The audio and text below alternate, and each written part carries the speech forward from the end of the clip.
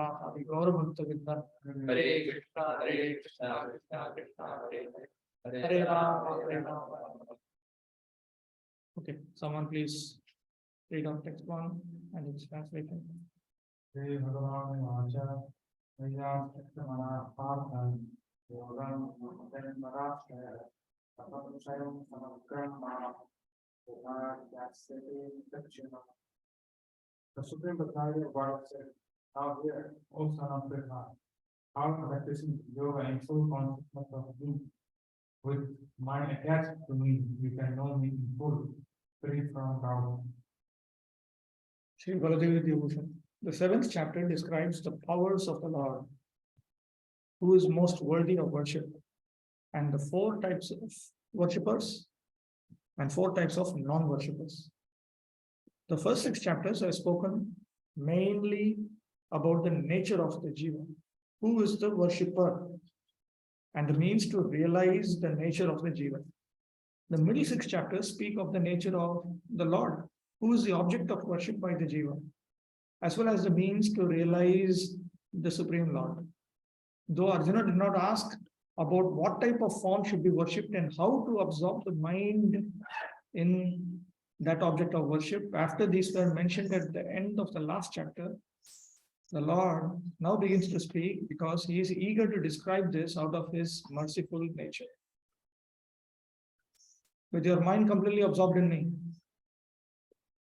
the one who is speaking to you, the one who is the object of your worship, you or any other similar person who takes shelter of me with exclusive love for me in any of the 4 higher rasas, Dasya, Sakhya, Vatsalya or Madhurya, and who engages himself in Bhakti Yoga with practices such as surrender, should listen attentively to what I will say, so that there will no longer be any doubt.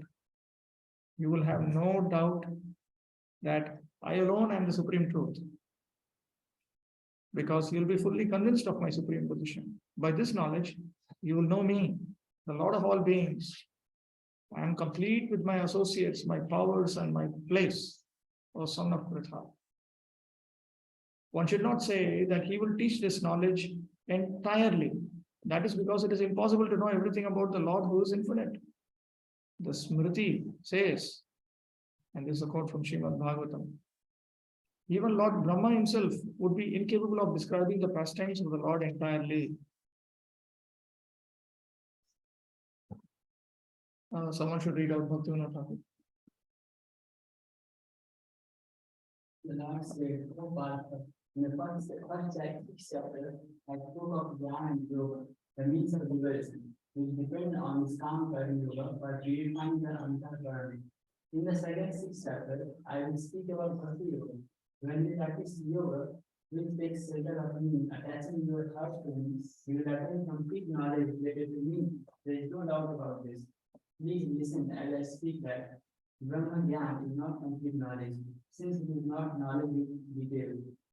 Brahman, my manifestation without quality, the object of impersonal contemplation, manifests when one meditates on the impersonal reward of qualities while giving up natural qualities. It is not nirguna, since it is merely satvika jnana, beyond the world. Bhakti is another function of the nirguna. If one takes shelter of it, the jiva with nirguna eyes perceives my nirguna structure. Guna means the 3 modes of material nature. Nirguna means that which is beyond the 3 modes of material nature. And Bhakti Yoga is properly executed from a status which is beyond the 3 modes of material nature. So when one takes shelter of transcendental Bhakti, the Jiva who has attained transcendental sense perception perceives Krishna's transcendental form and personality. Prabhupada, in the 7th chapter of Bhagavad Gita, the nature of Krishna consciousness is fully described. Krishna is full in all opulences, and how he manifests such opulences is described herein. Also, 4 kinds of fortunate people who become attached to Krishna, and 4 kinds of unfortunate people who never take to Krishna are described in this chapter. In the first 6 chapters of Bhagavad Gita, the living entity has been described as non-material spirit soul, capable of elevating himself to self-realization by different types of yogas. At the end of the 6th chapter, it has been clearly stated that The steady concentration of the mind upon Krishna, or in other words, Krishna consciousness, is the highest form of all yoga. By concentrating one's mind upon Krishna, one is able to know the absolute truth completely, but not otherwise. Impersonal Brahmajyoti or localized Paramatma realization is not perfect knowledge of the absolute truth because it is partial. Full and scientific knowledge is Krishna. And everything is revealed to the person in Krishna consciousness. So why this topic of everything comes? Because Krishna uses the word samagram. Second line, asamshayam samagram mam. Samagram, completely. You can know me in full, completely. That means you can know not just my Brahman feature or my Brahman and Paramatma feature, but you can know my Brahman, Paramatma and Vidvan features. Everything in full. In complete Krishna consciousness, one knows that Krishna is ultimate knowledge beyond any doubts. Different types of yoga are only stepping stones on the path of Krishna consciousness. One who takes directly to Krishna consciousness automatically knows about Brahmajyoti and Paramatma in full. By practice of Krishna consciousness yoga, one can know everything in full. Krishna consciousness yoga is the same as Bhakti yoga. Namely, the absolute truth, the living entities, the material nature, and their manifestations with paraphernalia. So this is another meaning of you will know me in full. You will know Ishvara, Jiva, Prakriti, Kala, Karma. You will know everything. You will be able to realize it. You will be able to know, understand, and realize everything. Whereas in the previous process that was set out, until one comes to the point of Bhakti Yoga, you will not be able to realize the nature of everything. You will realize that he is not this body. That much you will realize. And then he needs to make further progress. One should therefore begin yoga practice as directed in the last verse of the 6th chapter. Concentration of the mind upon Krishna, the Supreme, is made possible by prescribed devotion service in 9 different forms, of which Shravanam is the first and most important.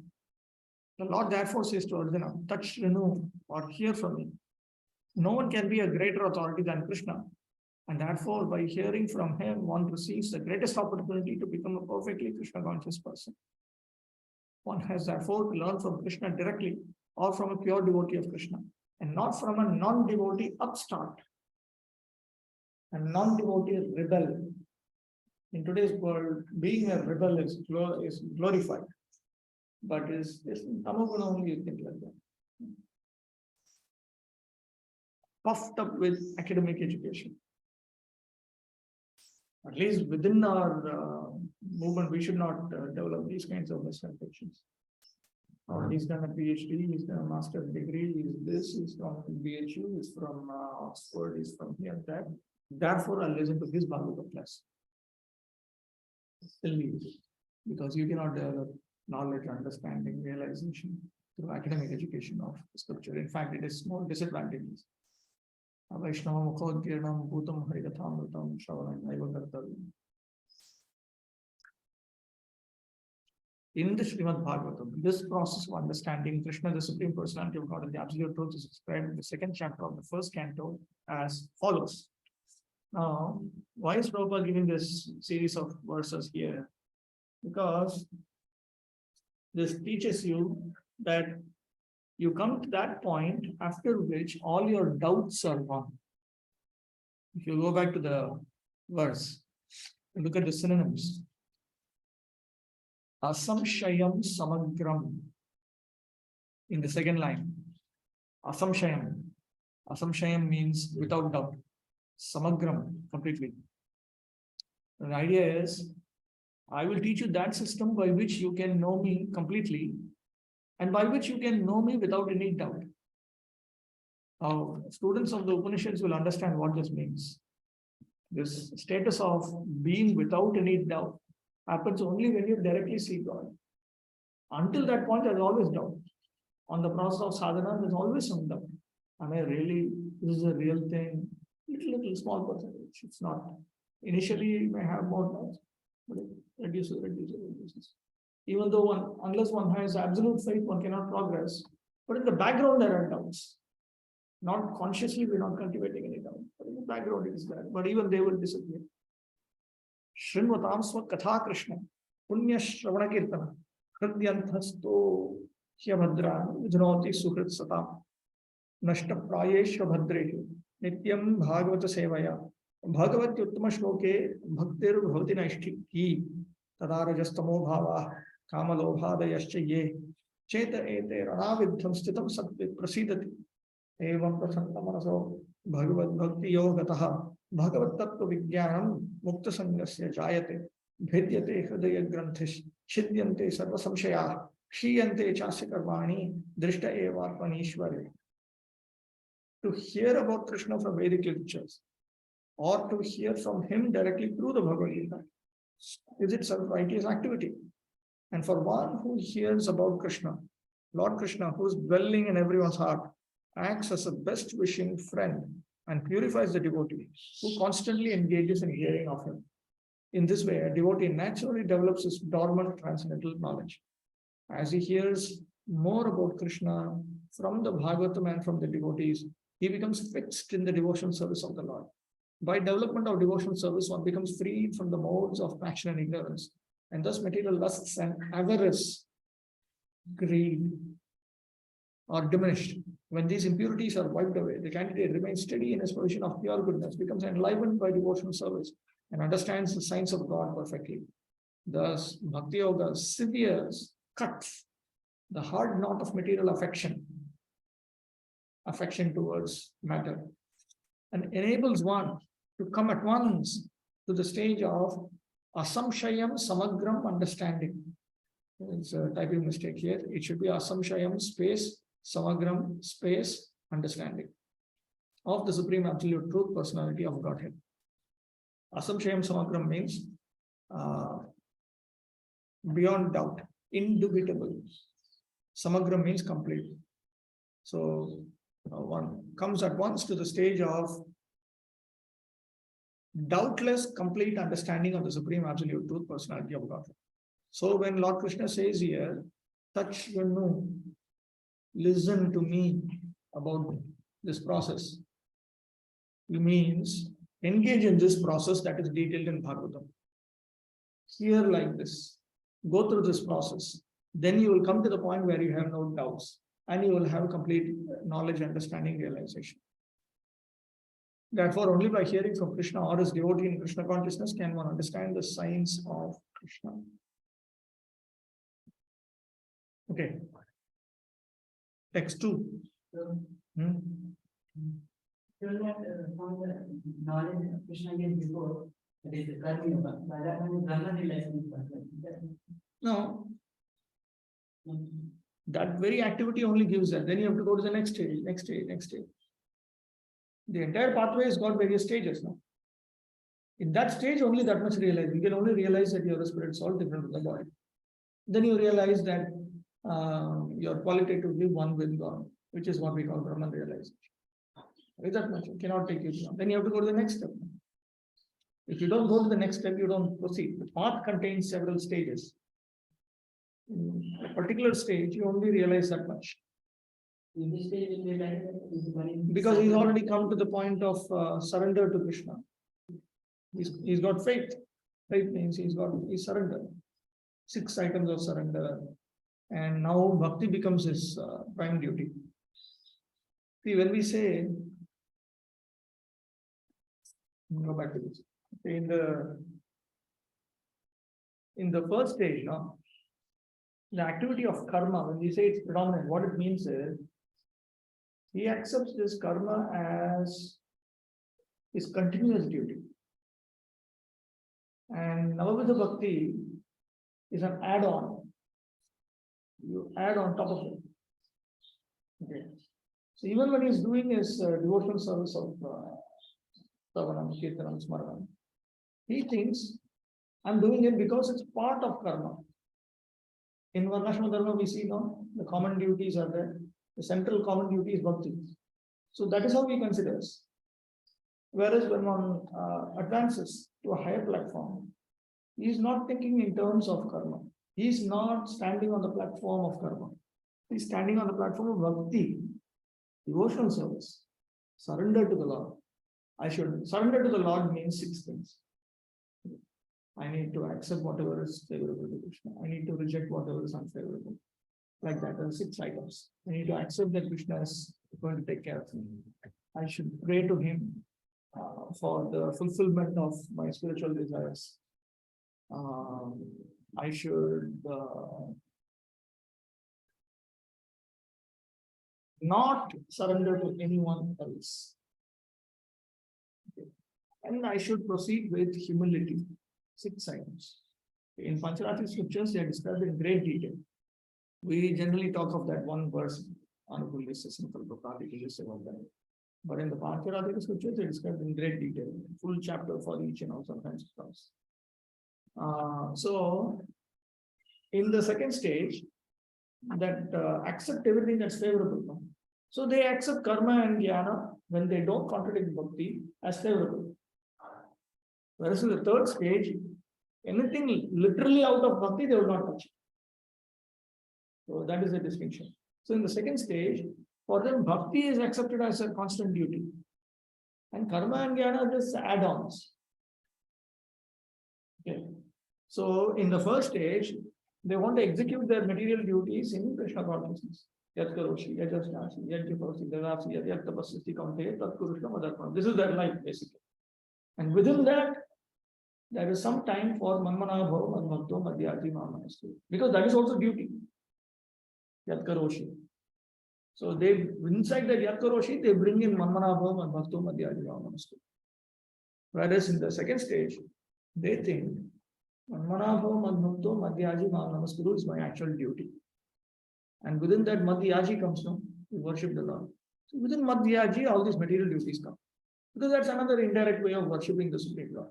That is direct worship of the Supreme Lord with puja, with hearing, chanting, and all that. Then there's indirect worship. So that's how they think. So here they think that bhakti is my constant duty. So the moment they, even 1 second, if they're not engaged in bhakti, they feel bad. Whereas here, in the lower stage, when they don't execute their material duty in a spirit of Krishna consciousness, then they feel bad. Oh, I didn't execute what I'm supposed to do. I'm supposed to do it. This is how Krishna becomes happy. The higher stage, if they don't execute their bhakti duty, then they feel unhappy. The other duties come and go. They come and go. So here, the basic platform is bhakti. Then on top of it, you have karma jnana. Sometime. Okay. Generally, it is like common thing. We have come in bhakti, so means everybody has performed yoga, that only we have come in bhakti. Yeah, if you notice a person who is uninterruptedly engaged in this correctly, Then that it now otherwise there's no effect. We are talking of if you effectively engage in the second stage of bhakti, then it is understood that either he has just accepted it by faith and enthusiasm, or he must have gone through the process over several lifetimes and come to this point. We are talking of effective engagement. But even there, it's not necessary that they have gone through many lifetimes. Suddenly also it's possible. Some jivatmas may surrender. The process of surrender is so fast that just by faith and enthusiasm, you may just surrender. Possible. There are instances of that. Mrigari listens to Nardamuni. There are instances of it. It's up to the jivatma. Okay, text 2. Jnanam te aham savijnanam idam varshami ante sadam yadhyatva neha bhuyo anyad jnan sabhyam avasiddhate. I shall now declare unto you in full this knowledge, both in willingness. This we know, nothing further shall remain for you to know. The Lord praises the knowledge that he's about to explain. Now here he uses 2 words, jnana and vijnana. Jnanam teham savijnanam. Jnana, Prabhupada refers to it as phenomenal knowledge. It's a philosophical expression. Phenomenal means material, that which is within your sense perception. For Vijnana, Prabhupada translates it as numinous knowledge. It means knowledge of that which is beyond your sense perception, transcendental knowledge, spiritual knowledge. In other words, knowledge of how Krishna relates to this world and how Krishna is beyond both. Okay. Coming back to Shikaladev Vidyabhushan. The Lord praises the knowledge that he is about to explain. Jnana concerns the nature of the Lord relating to his spiritual and material energies. Spiritual energy means the Jivatma. To the Jivatma and the material Prakriti. I will speak or teach this knowledge in fullness along with Vijnana, knowledge of my Swarup, apart from knowledge of the material world and the conditioned souls. Actually, knowledge refers to knowledge of the Supreme Personality of Godhead in relationship with the conditioned souls and the material world. Whereas Vijnana refers to knowledge of the Supreme Lord beyond this. That means how he is related to the liberated souls. How is related to the liberated souls, how is related to the spiritual world, and so on.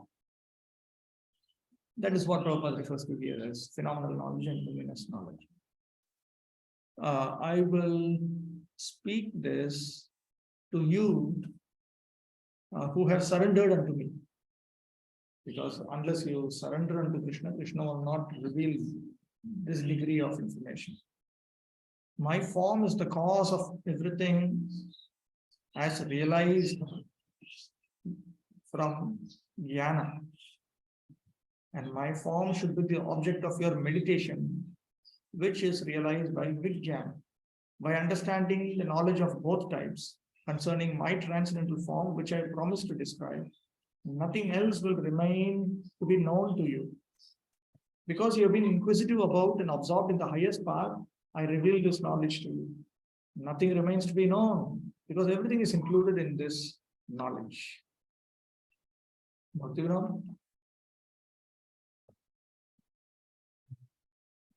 All the knowledge of me gained by the devotee previous to being attached to me is concerned with my power. That is called jnana. After developing attachment to me, I teach to you completely jnana with vijnana. All the knowledge concerning my swarup endowed with chit and achit shaktis is called jnana. Knowledge concerning details of my swarup apart from these two shaktis is called vijnana. I teach to you completely jnana with vijnana. Please listen. Knowing this, you have nothing else to know. In other words, that's when you execute the instructions that I will teach you, this is what Krishna is implying, you will be able to realize my relationship with the marginal potency and the external potency. And you will also be able to realize my relationship with the internal potency. All of this you'll be able to realize. So this is a complete new world within the teachings of Bhagavad Gita. So far, Krishna has not disclosed anything about himself or anything beyond, which is transcendental so far. Complete knowledge includes knowledge of the phenomenal world, the spirit behind it, and the source of both of them. The phenomenal world is the external world that we see. The spirit behind it refers to all the jivatmas. The source of both of them is the Supreme Personality of God. This is transcendental knowledge. The Lord wants to explain the above-mentioned system of knowledge because Arjuna is Krishna's confidential devotee and friend. In the beginning of the 4th chapter, this explanation was given by the Lord, and it is again confirmed here. Complete knowledge can be achieved only by the devotee of the Lord in disciplic succession directly from the Lord. Therefore, one should be intelligent enough to know the source of all knowledge, who is the cause of all causes, and the only object for meditation in all types of yoga practice. When the cause of all causes becomes known, then everything knowable becomes known, and nothing remains unknown. The Vedas say, Kasminno Bhagavo Vigyate Sarvamidam Vigyatam Bhavati iti. By realizing whom or by realizing what will you be able to realize everything? It's a question. And the answer is when you realize the Supreme Brahman, the Supreme Great Being, then you will realize everything. Text 3. Manusyan sahasresu karchidata siddhaye sadama siddhanam karchimandalitatvatah. Out of many thousands of men, one may endeavor for perfection, and of those who have achieved perfection, hardly one knows me in truth.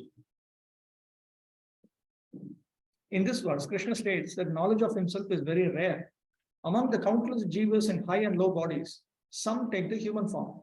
Among thousands of men who are qualified for the scriptures as human beings, some, but not all, endeavor to see the soul and the supreme soul by associating with saintly persons. Out of thousands who attain realization of the soul and the supreme soul, among those who endeavor in this manner, only one person knows me, Krishna, in truth. The meaning is this. Many people who strive for the goals mentioned in the scriptures become liberated after realizing their own Atma as a minute conscious particle, and after realizing Paramatma, my expansion, measuring one Pradesha. This degree, the distance between the thumb and the finger. The way he's present inside, the way he's meant to be meditated upon within the heart. But only the person who attains bhakti to me after after attaining association with my devotees, knows me as I really am. The Krishna who drinks milk from Yashoda's breast and who is now your chariot driver. That person realizes me as the possessor of unlimited, inconceivable energies, as the cause of everything, as the jewel of unlimited auspicious qualities such as omniscience, omnipotence, and affection for my devotees, and as the complete meaning of the expression Brahman. In a similar vein, the Lord will later on say, Samahatma Sudurlabha and Mam tu Veda na Kaschana. Do we know? Let me read that out. The Jnanis and Yogis mentioned in the previous 6 chapters can easily attain Brahma Jnana by meditation. But knowledge of Bhagavan, which is different from this object of meditation, is rare for them. Among uncountable jivas, sometimes someone may be a human. Among thousands of humans, someone makes an effort to attain auspiciousness. Remember this expression, auspiciousness. It refers to those who want a permanent solution to the mysteries of material existence. Among thousands of those who attain that auspiciousness, some understand in truth my Swarup as Bhagavan. In other words, there is Brahman realization, Paramatma realization, and Bhagavan realization. Very rarely they attain Bhagavan realization.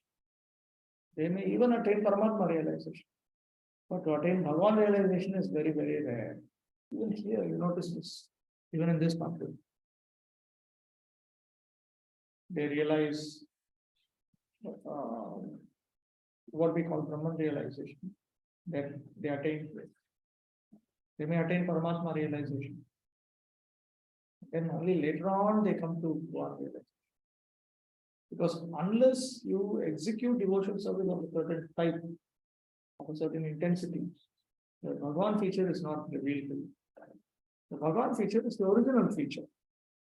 And it basically means the Supreme Personality of Godhead as how he is in the spiritual world. This entire material world is like a jail. Okay. So how Krishna deals with prisoners is not the greatest information or most interesting aspect of Krishna. He's got more interesting aspects in the spiritual world, how he is by himself.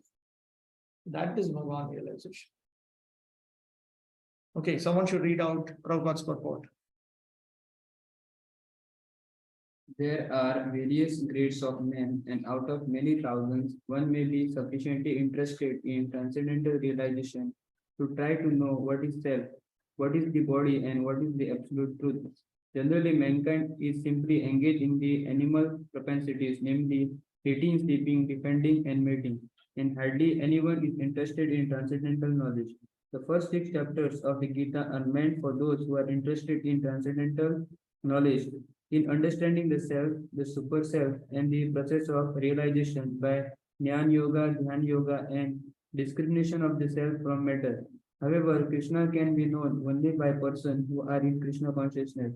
Other transcendentalists may achieve impersonal Brahman realization, for this is easier than understanding Krishna. Krishna is the supreme person, but at the same time he is beyond the knowledge of Brahman and Paramatma. The yogis and jnanis are confused in their attempts to understand Krishna.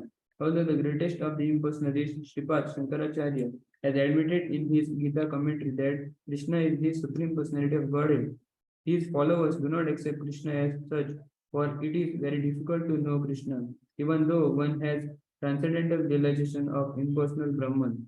Krishna is the supreme personality of Godhead, the cause of all causes, the trivial Lord Govinda, Ishvara Parama Krishna Satchidananda Vigraha, Anadi Adir Govinda Sarva Karana Karana. It is very difficult for the non-devotee to know him. Although the non-devotee declare that the path of bhakti or devotional service is very easy, they cannot practice it.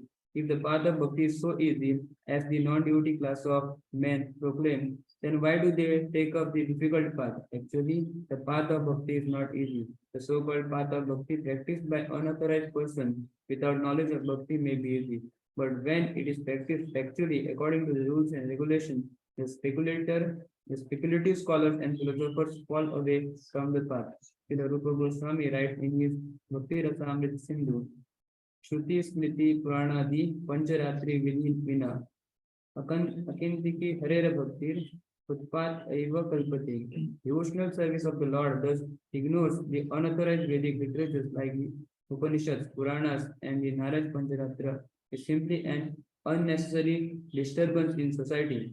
It is not possible for Brahman realized impersonalist or the Paramatma realized yogi to understand Krishna, the supreme personality of Godhead, as the son of Mother Yashoda or the charioteer of Arjun. Even the great demigods are sometimes confused about Krishna. Muyanti yad suryaha. Mam tu vedana question. No one knows me as I am, the Lord says. And if one does not know him, then Sa Mahatma Sa Durlabha. Such a great soul is very rare. Therefore, unless one practices devotional service to the Lord, one cannot know Krishna as he is Tattvata. Even though one is a great scholar or a philosopher, only the pure devotees can know something of the inconceivable transcendental qualities in Krishna. His being the cause of all causes, his omnipotence and opulence, and his wealth, fame, strength, beauty, knowledge, and renunciation. Because Krishna is benevolently inclined to his devotee, he is the last word in Brahman realization. And the devotee alone can realize him as he is. Therefore, it is solved. Atha Shri Krishna Namadi na bhavet grahya indriya. Sevan Mukhi Jivado Swayam Eva Spurtyada. No one can understand Krishna as he is by the blunt material senses, but he reveals himself to the devotee, being pleased with them for their transcendental loving service unto him. Bhakti Rasamrita Sindhu. So, typically, followers of Shankaracharya, they say that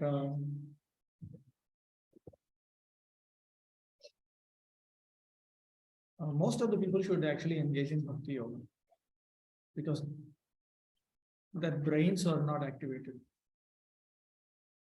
Openly they say, even in places, they have actually hijacked all places.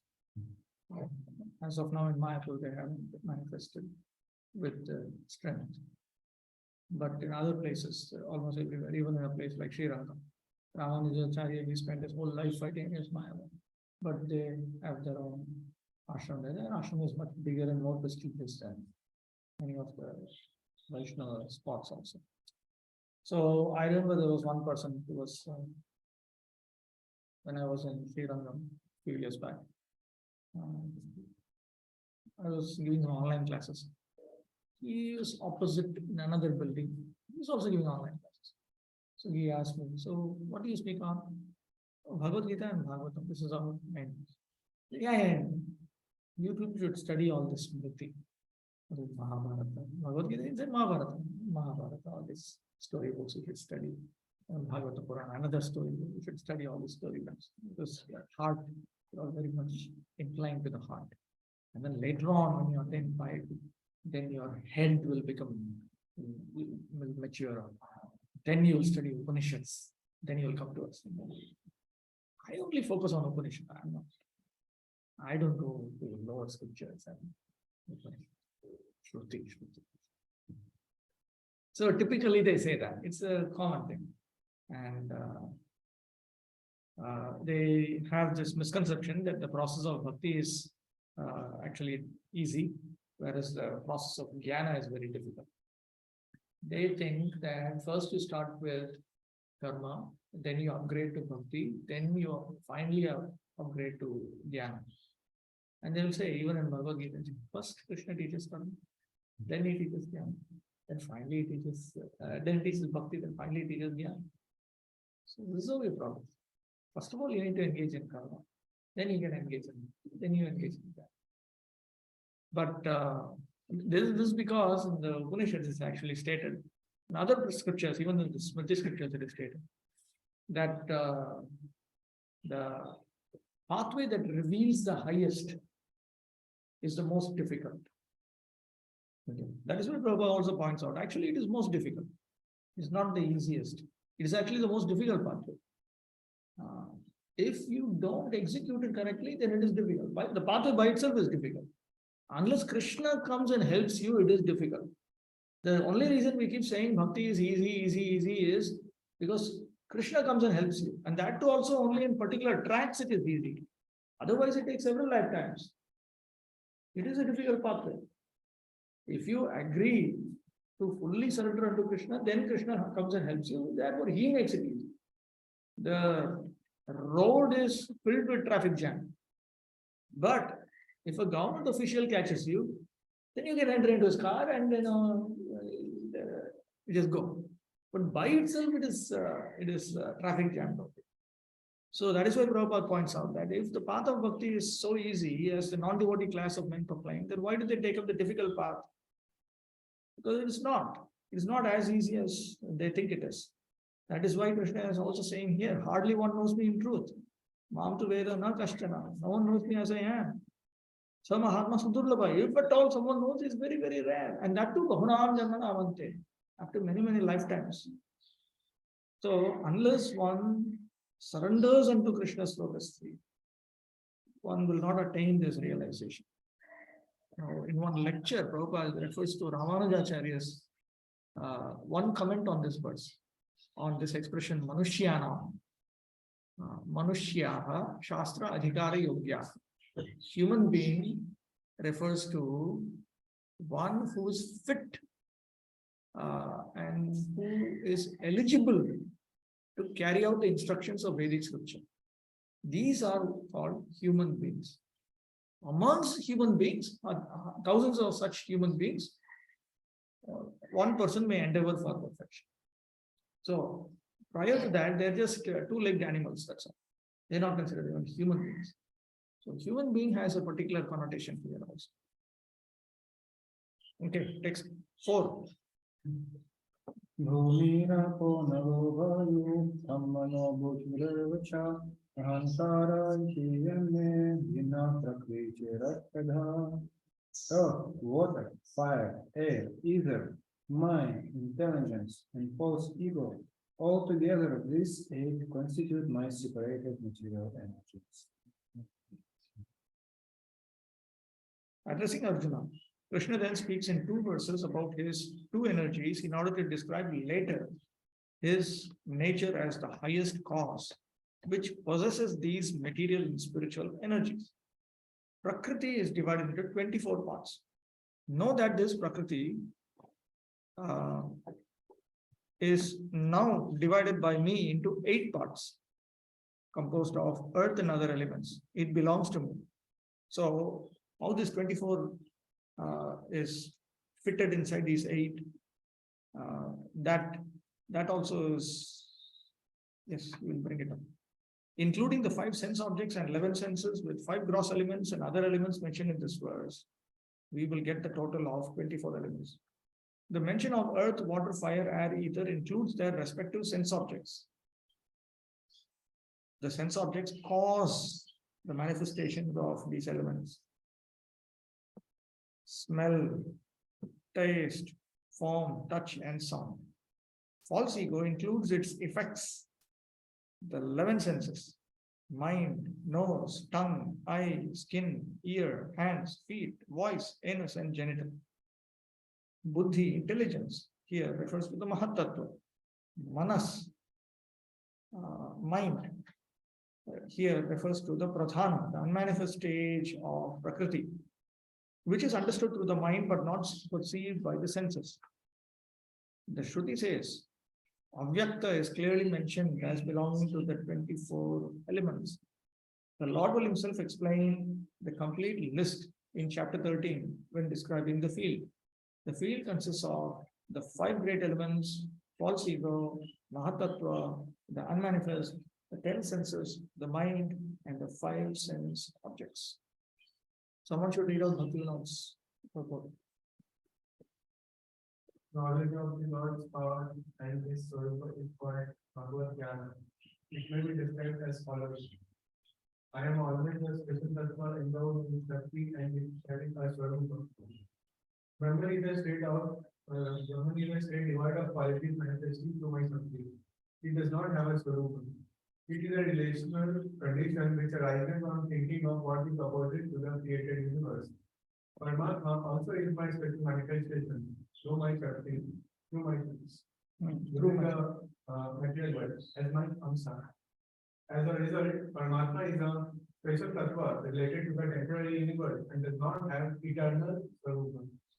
My Swarupa as Bhagavan is eternal. In that I have 2 Shaktis. One is called Gauranga or Maya Shakti. It is called the Apara Shakti, the mother of the universe. You will see enumeration of 8 tattvas in this Apara Shakti related to the Apara Shakti related to the material universe by earth, water, fire, air, and ether. The 5 Maha Bhutas and sound, touch, form, taste, and fragrance. That is the 5 Tanmatras. These 10 tattvas are to be understood. By Ahankara Tattva, all the senses which are its effect, and Mahatattva, its cause, are to be understood.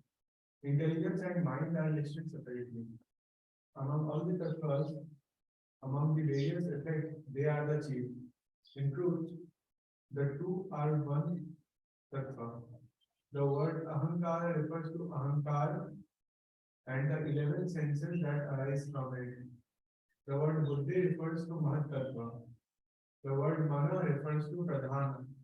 There are 24 tattvas. All these arise from my Gauranga Shakti.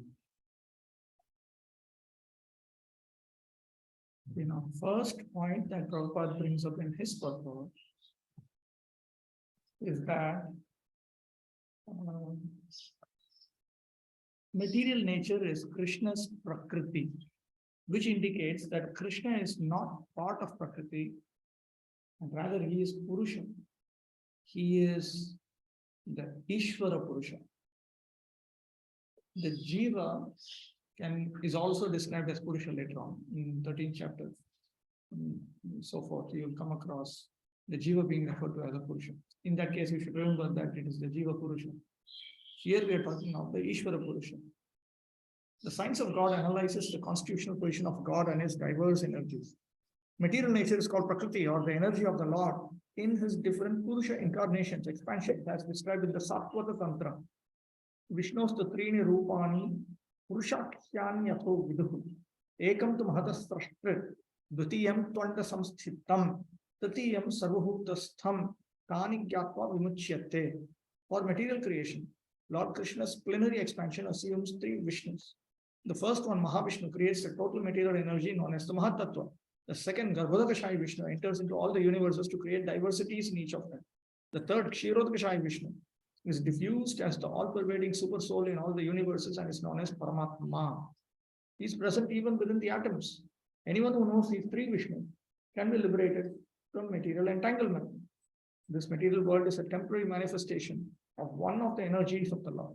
All the activities of the material world are directed by these 3 Vishnu expansions of Lord Krishna. These Purushas are called incarnations. incarnations because they have entered inside. They are called Purusha avatars. Generally, one who does not know the science of God Krishna assumes that this material world is for the enjoyment of the living entities and that the living entities are the Purushas, the causes, controllers, and enjoyers of the material energy. So, you can say the Jivatma is a Purusha only in the conventional sense. One who's trying to enjoy is called an enjoyer, that's all. He is not successful in his enjoyment. He's only trying to enjoy, so he's called an enjoyer. So he has an enjoying nature. Like this we say. So the Jiva Purusha is only a Vyavaharika Purusha. It's only a conventional enjoyer. He's not a Paramarthik enjoyer. He's not a spiritual enjoyer. He's not a real enjoyer. According to Bhagavad Gita, this atheistic conclusion is false. In the verse under discussion, it is stated that Krishna is the original cause of the material manifestation. Srimad Bhagavatam also confirms this. The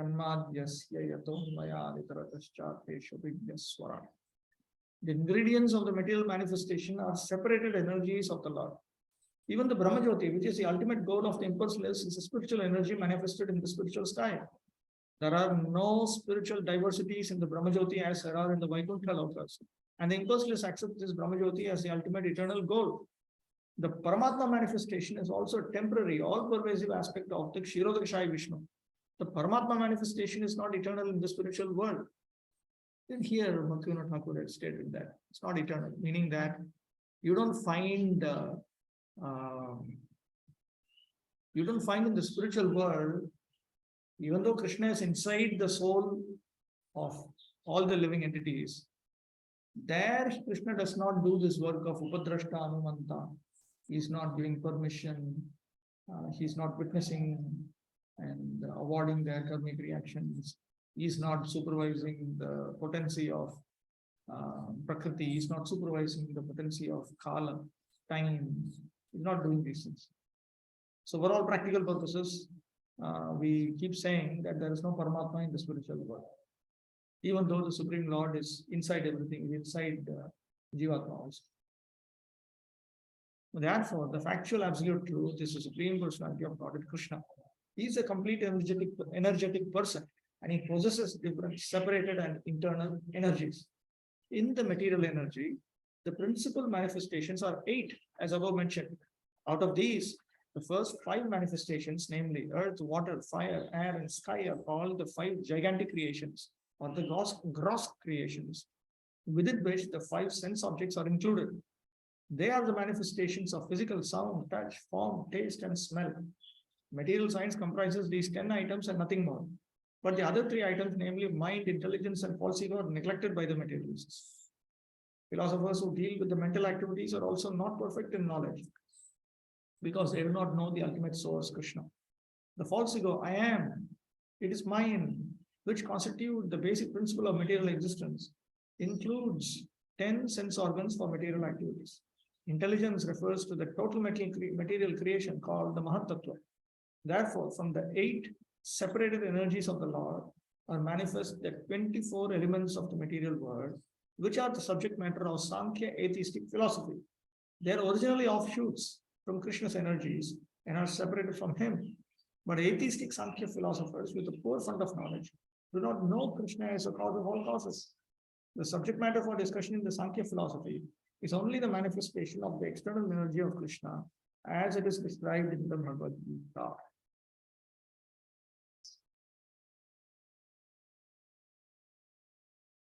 Okay, let's go on.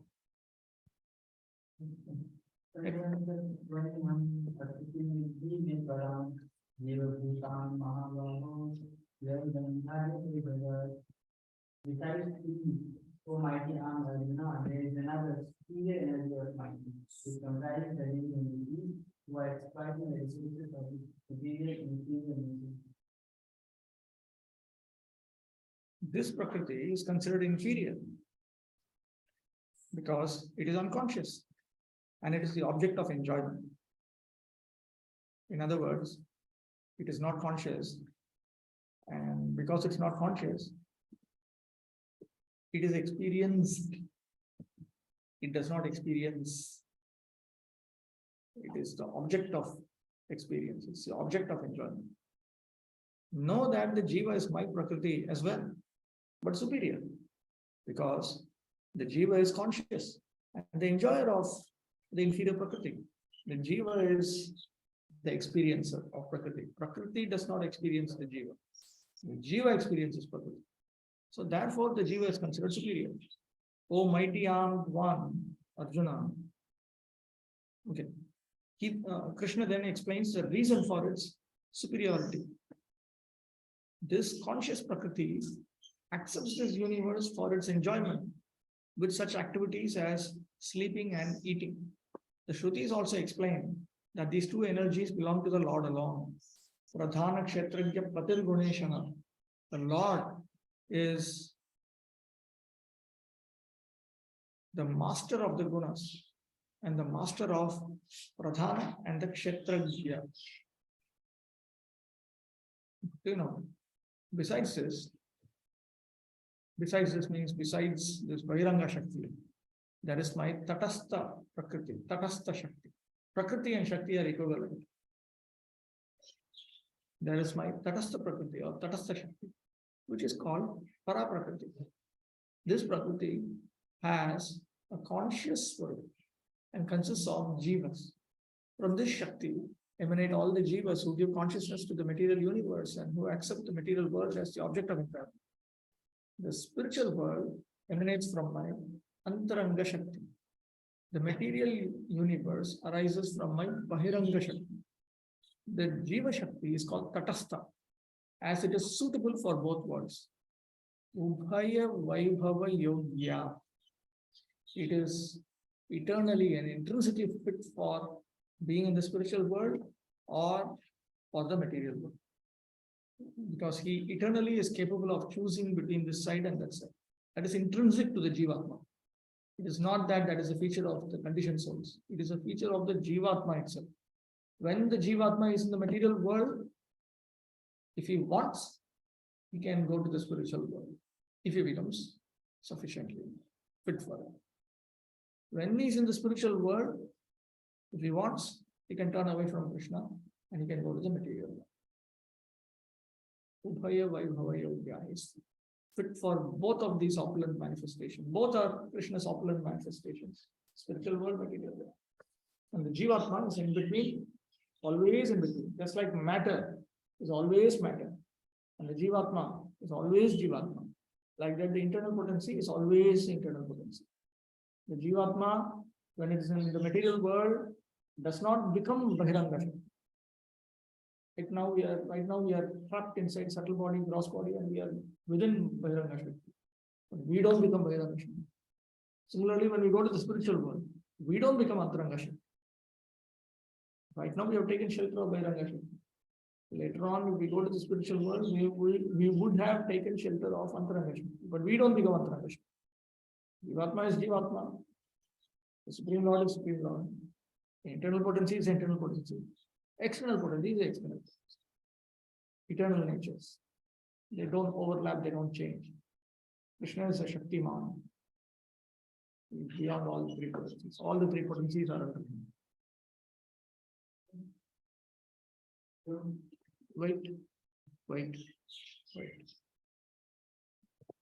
Someone should read out this purport first. Here it is clearly mentioned that living entities belong to the superior nature, or energy from the Supreme Lord. The inferior energy is patterned and tested in different elements, namely earth, water, fire, air, ether, mind, ingredients, and fog. Both forms of material nature, namely gross, earth, etc., and subtle, mind, etc., are products of inferior energy. The living entities, by exploiting these inferior energy for different purposes, are the superior energy of the Supreme Lord, and it is due to this energy that the entire material world functions. The cosmic manifestation has no power to act unless it is moved by the superior energy, the living entity. Energies are always controlled by the energetic, and therefore the living entities are always controlled by the Lord. They have no independent existence. They are never equally powerful as unintelligent man. The distinction between the living entities and the Lord is described in the Bhagavatam 10:87:30 as follows. Aparika Dvas Tamrito Virit Saravata Sarhinata Tiriseti Niyama Dhuvan Nitrana Adani Chayan Mayam Tad Avanuchi Niyansi Dhave Tavamana Jana Sama Nidamatam Mata Vishutaya. O Supreme Eternal, if the embodied living entity were eternal and all permanent like you, then they would not be under your control. But if the living entities are accepted as minute energy of your lordship, then they are at once subject to your supreme control. Therefore, real liberation entails surrender by the living entity to your control, and that surrender will make them happy. In that constitutional position, only can they be controllers. Therefore, men with limited knowledge advocate the monastic theory that the God and the living entities are equal in all respects, are actually guided by the faulty and polluted opinion. The Supreme Lord, Krishna, is the only controller and all living entities are controlled by him. These living entities are his superior energy because the quality of their existence is one and the same with the Supreme, but they are never equal to the Lord in quantity of power. By exploiting the gross and subtle inferior energy matter, the superior energy, the living entity, forgets his real spiritual mind and intelligence. This forgetfulness is due to the influence of matter upon the living entity. But when the living entity becomes free from the influence of the illusion material energy, he attains the state called mukti or liberation. The false ego, under the influence of material illusion, thinks I am matter and material acquisitions are mine. His actual position is realized when he is liberated from all material ideas, including the conception of it becomes one in all respects with God. Therefore, one may conclude that the Gita confirms the living entity to be only one of the multi-energies of Krishna. And when this energy is freed from material contamination, it becomes fully Krishna conscious or liberation.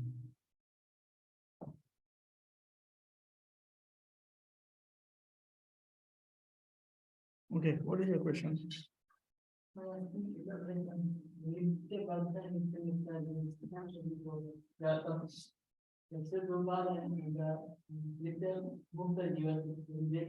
are also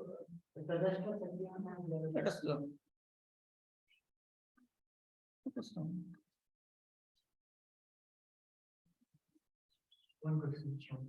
You said if the jiva wants to come from the spiritual world again to the world, like he can learn his balance on that. Yes, And in the one sloka here, there's one animal can say like one more than. we will come to that one. We'll see that. We'll see that. The acharyas would deal with all of this.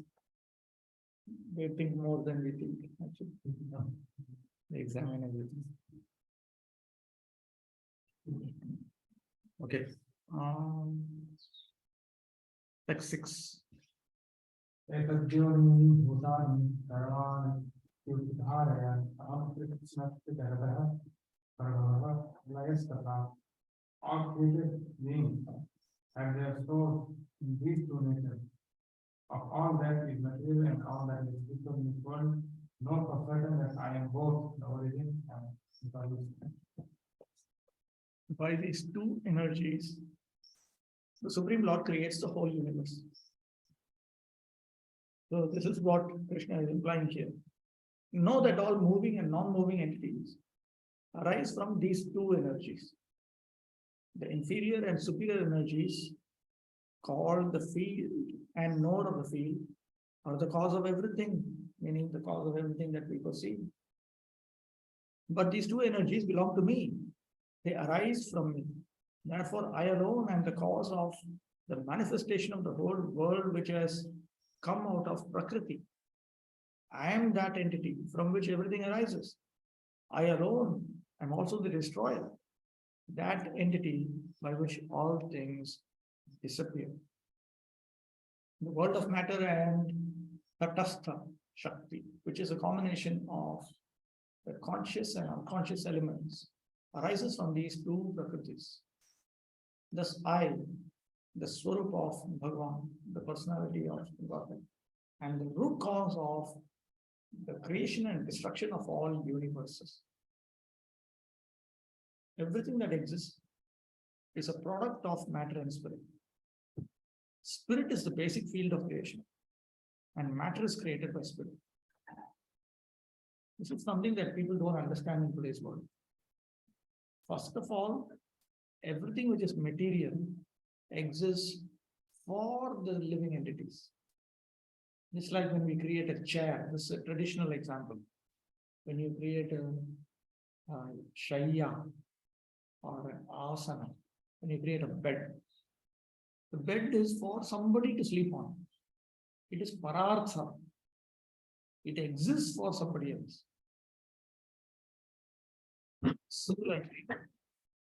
Similarly, a chair is created for people to buy and use it for sitting. Similarly, this material world, it has no meaning of its own, and it is simply, it exists for the Jivatma. So first of all, the Jivatma has to be there. Then only there has to be this world. In today's world, they're doing the opposite way of thinking. They think, okay, we see so many planets, maybe there is life there. But that way of thinking is completely, it's ridiculous. It is like saying, okay, maybe there are so many cinema theaters, maybe there are some spectators also. If there's no spectator, there will be no cinema theater. If there's no audience, why will they build a cinema theater? If there are no people who, you see shops where they sell chairs, no. That's because there are customers. If there are no customers, nobody will make chairs. So you cannot say, okay, maybe there are customers for some of these chair shops. If there are no customers, the chair shops would not exist. Similarly, if there is no Jivatma, the planets would not exist. The planets exist for life. Matter exists for life. So, just as God is the ultimate cause, the intermediate cause are all these living entities. So, first of all, there is Shaktiman with his internal potency. The internal potency and the Supreme Lord cannot be separated. The Jivatma can choose to be with Krishna or away. But the internal potency, there is no question of that, because the internal potency is himself. It's just another side of it, like a coin has two different faces, heads or tails. So the internal potency is the other side of Krishna. So there's no question of Radharani thinking whether I should be with Krishna or without Krishna. Question doesn't arise, like light and just like the sun and the sun rays, or the illumination of the sun cannot be segregated, or heat and light cannot be segregated from fire. The internal potency is a very property of Bhagavan. It's a very attribute of Bhagavan. Cannot be segregated. It is an inseparable potency, you can say. Then you have the living entities who are separable. So you have the inseparable potency, then you have the separable potency. And then you have the material world, which is in fact separated. It is separated. It's a separated energy of the Supreme Lord. Bhinna prakriti rashtadha. Bhinna prakriti, separated. Whereas the internal potency is abhinna prakriti. And the living entity can always choose to be with or without Krishna.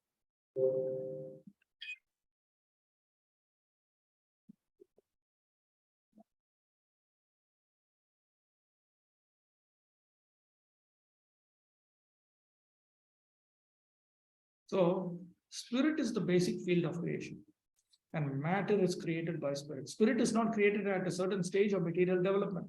Rather, this material world is manifested only on the basis of spiritual energy. This material body is developed because spirit is present within matter. A child grows gradually to boyhood and then to manhood because that superior energy, spirit soul, is present.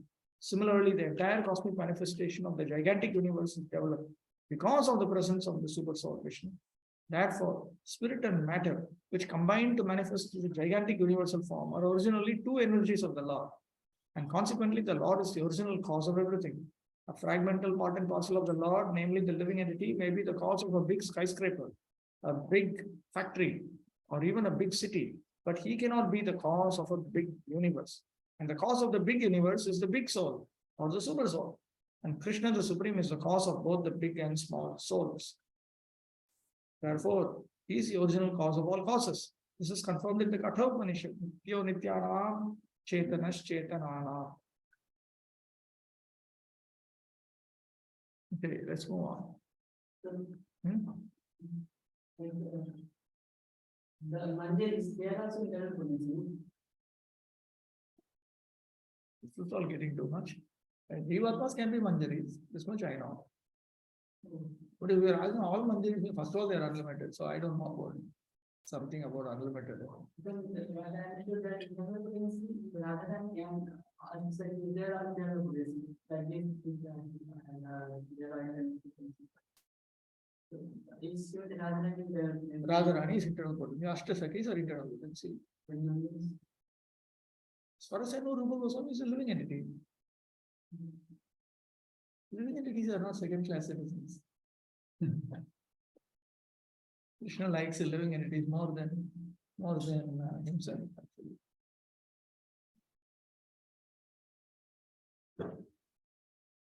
even in this material world, which is a perverted reflection of the spiritual world, the parents love the children more than they love themselves. Amongst religious, dharmic people, they like the children more than they love themselves. That is in a perverted reflection if it's like that. Then what you can think about in the spiritual world? It is a world of selfless affection. And, Krishna being infinite, his capacity for selfless affection is infinite. Ultimately, we are still Jivatma. Even when we go to the spiritual world, our selfless affection for Krishna will be limited on. It will never become unlimited. Because we are limited by design. That's all.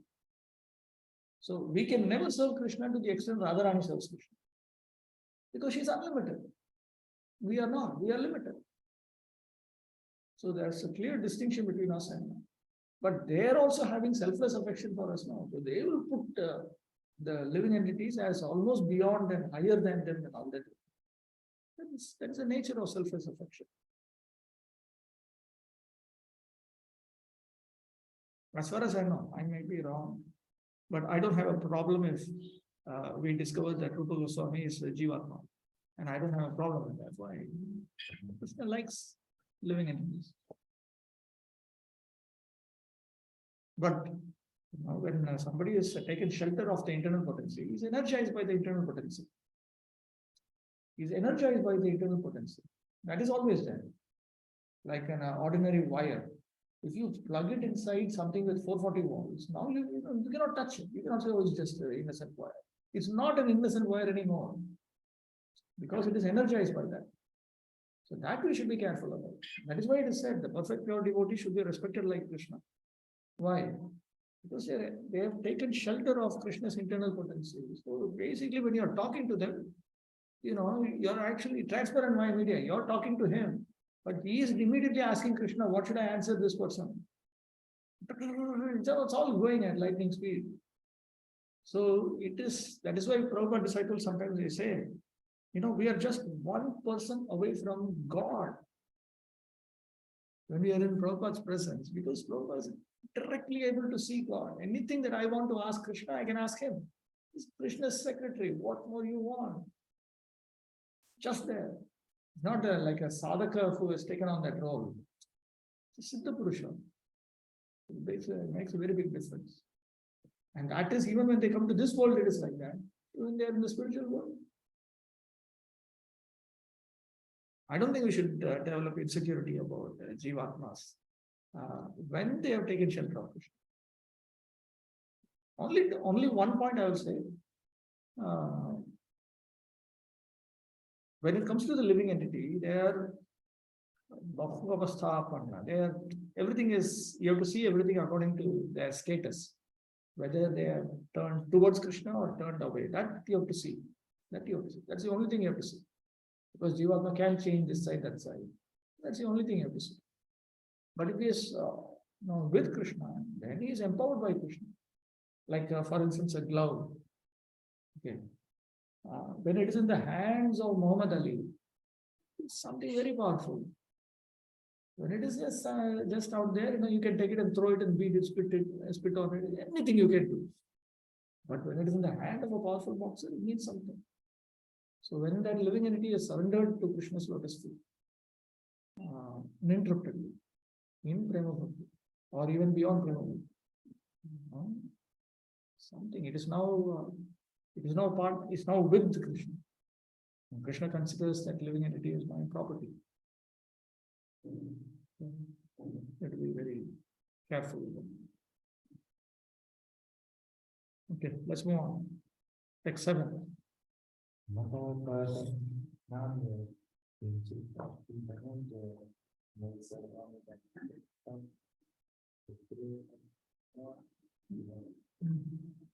O conqueror of hell, there is no truth superior to me. Everything rests upon me.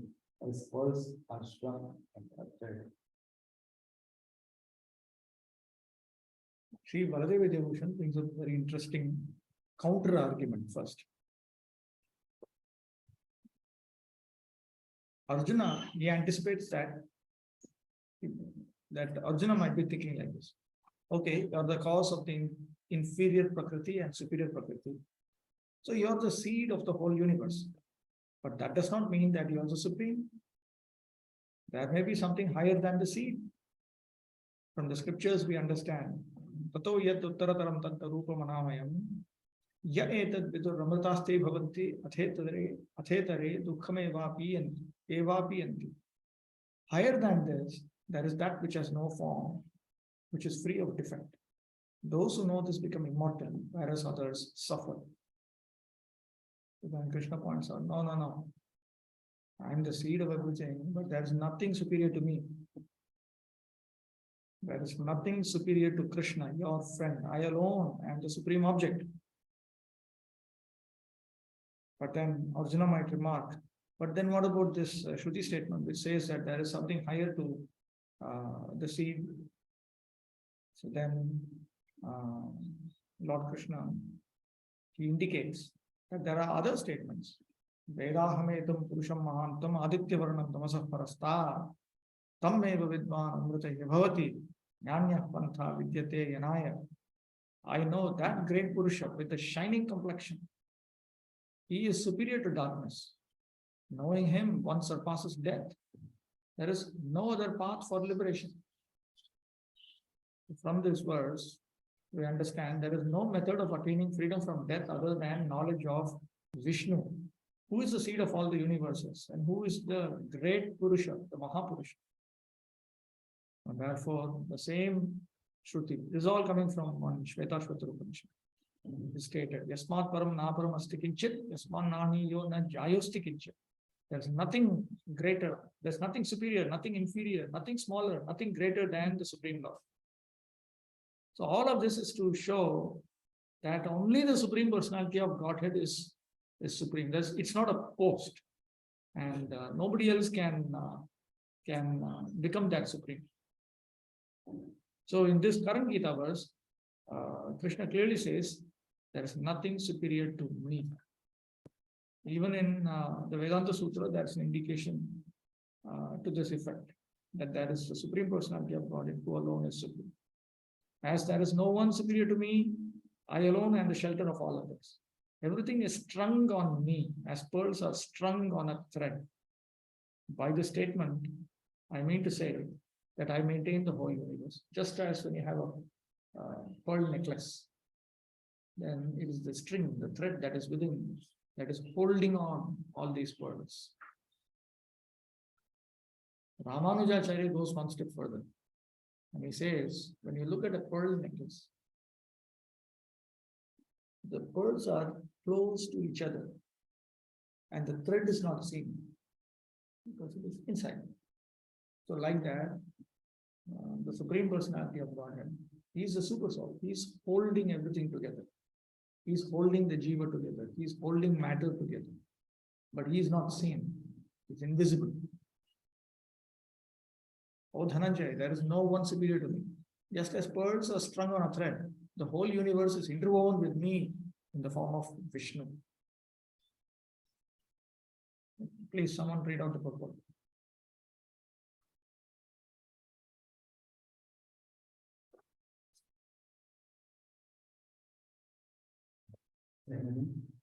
There is a common controversy over whether the supreme absolute truth is personal or impersonal.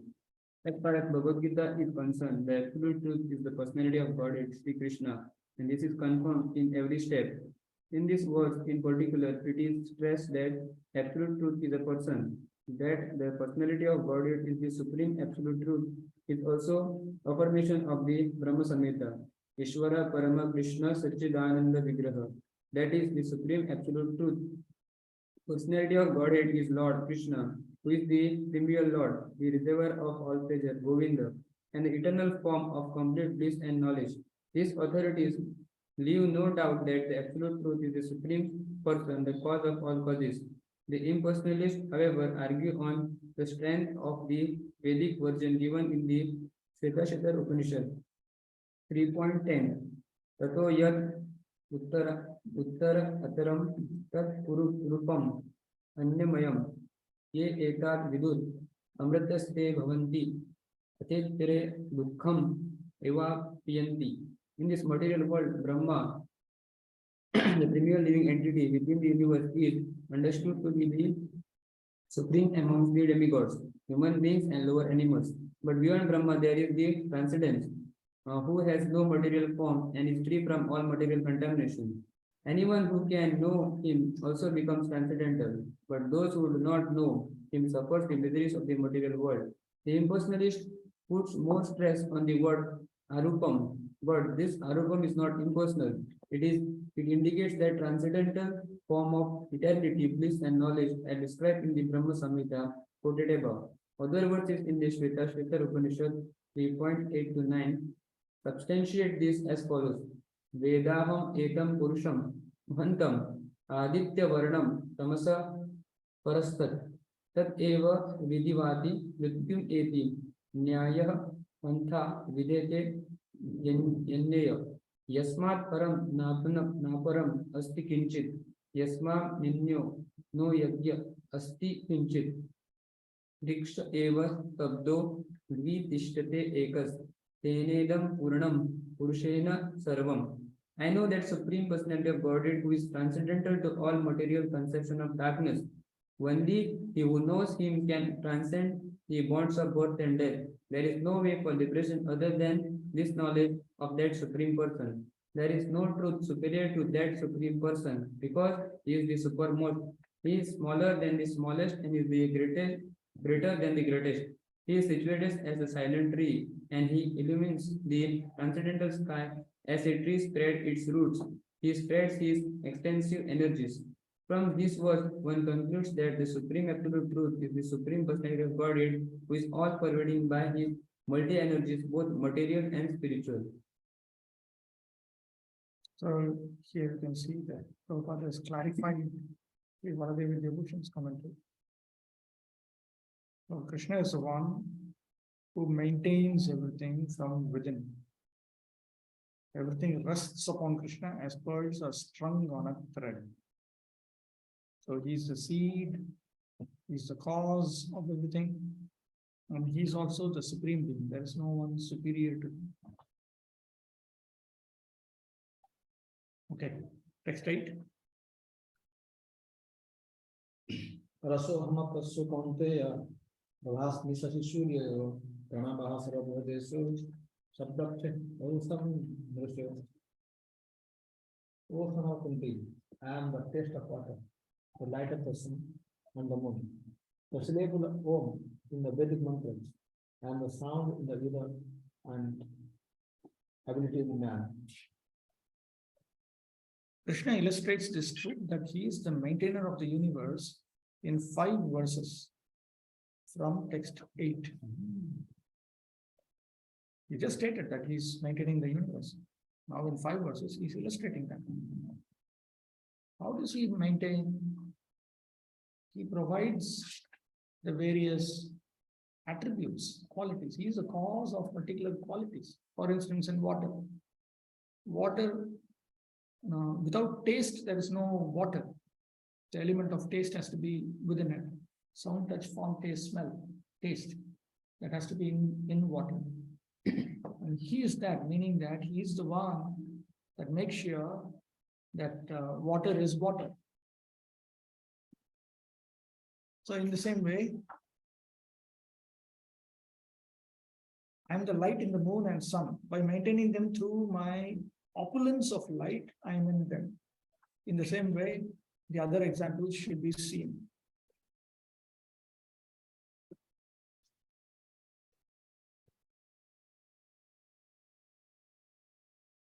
This verse explains how the Lord is all pervasive by his diverse material and spiritual energies. The Supreme Lord can be preliminarily perceived by his different energies, and in this way, he is realized impersonally. As the demigod in the sun is a person and is perceived by his all-pervading energy, the sunshine, so the Lord, although in his eternal abode, is perceived by his all-pervading diffusive energies. The taste of water is the active principle of water. No one likes to drink seawater because the pure taste of water is mixed with salt. Attraction for water depends on the purity of the taste, and this pure taste is one of the energies of the Lord. The impersonalist perceives the presence of the Lord in water by its taste, and the personalist also glorifies the Lord for his kindly supplying tasty water to quench man's thirst. That is the way of perceiving the Supreme. Practically speaking, there is no conflict between personalism and impersonalism. One who knows God knows that the impersonal conception and personal conception are simultaneously present in everything, and that there is no contradiction. Therefore, Lord Chaitanya established his sublime doctrine, Achintya Bheda and Abheda Tattva, simultaneous oneness and difference. The light of the sun and the moon is also originally emanating from the Brahmajyoti, which is the impersonal effulgence of the Lord. And Pranava, or the Omkara, transcendental sound in the beginning of every Vedic hymn, addresses the Supreme Lord. Because the impersonalists are very much afraid of addressing the Supreme Lord Krishna by his innumerable names, they prefer to vibrate the transcendental sound Omkara. But they do not realize that Omkara is a sound representation of Krishna. The jurisdiction of Krishna consciousness extends everywhere, and one who knows Krishna consciousness is blessed. Those who do not know Krishna are in illusion, and so knowledge of Krishna is liberation, and ignorance of him is bondage. So now we are coming across the first series of identity verses, verses where Krishna identifies himself with this world. And you will, like this, you will find in the 9th chapter also some identity verses. 10th chapter also you will come across identity verses. But all of these identity verses, you see, before and after, Krishna will make it clear that he is actually maintaining everything that he has identified with. He is the taste in the water in the sense that he is maintaining that taste. He is the maintainer of that taste. See, in text 7, Krishna made it clear that he's the one, everything rests upon me as pearls are strung on a thread. Then the identity verses here begin from text 8, 9, 10, 11. And then in 12, again Krishna says that I'm not under the modes of material nature, but they are within me. So you find statements of difference, and in between you find statements of non-difference. Later on, again you'll find in chapter 9, there will be statements of difference, statements of non-difference, and then again statement of difference. Chapter 10 also, statements of difference, statements of non-difference, then followed by statements of difference. So from this we understand that when Krishna manifests everything, he maintains everything, then in the scripture that language is used. In the Vedic scriptures, there's a principle whereby X is absolutely in control of Y. In other words, Y cannot exist without X. Y cannot function without X. Y cannot be conscious without X. Satta, Pravritti, Pramiti. It cannot exist. Y cannot exist without X. Y cannot function without X. Y cannot perceive, cannot be conscious without X. Then X and Y are equated. Actually, even in today's world, I'll show you some. We have internet here. Simple example. Go to the thread with India. And I will show you.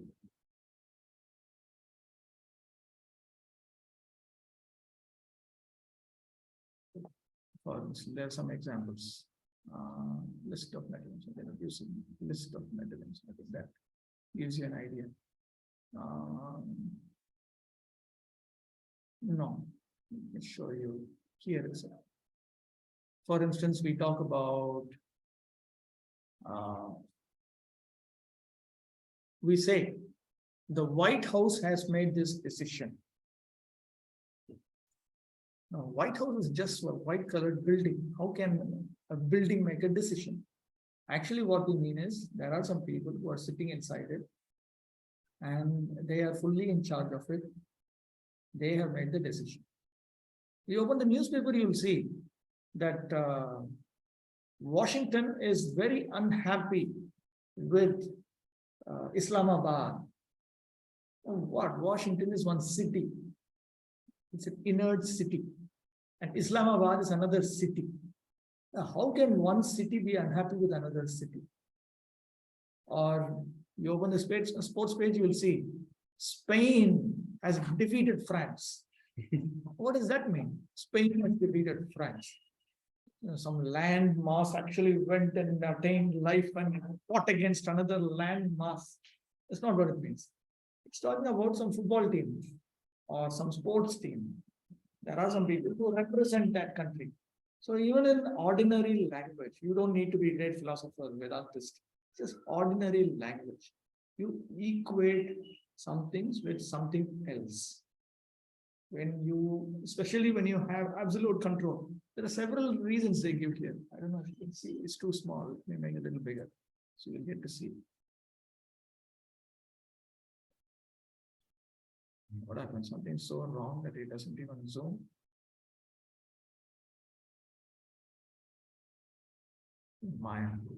Sure, later on.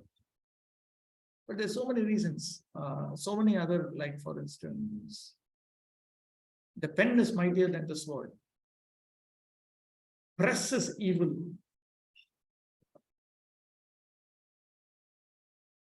The dollar is reduced. You come across all kinds of statements like this.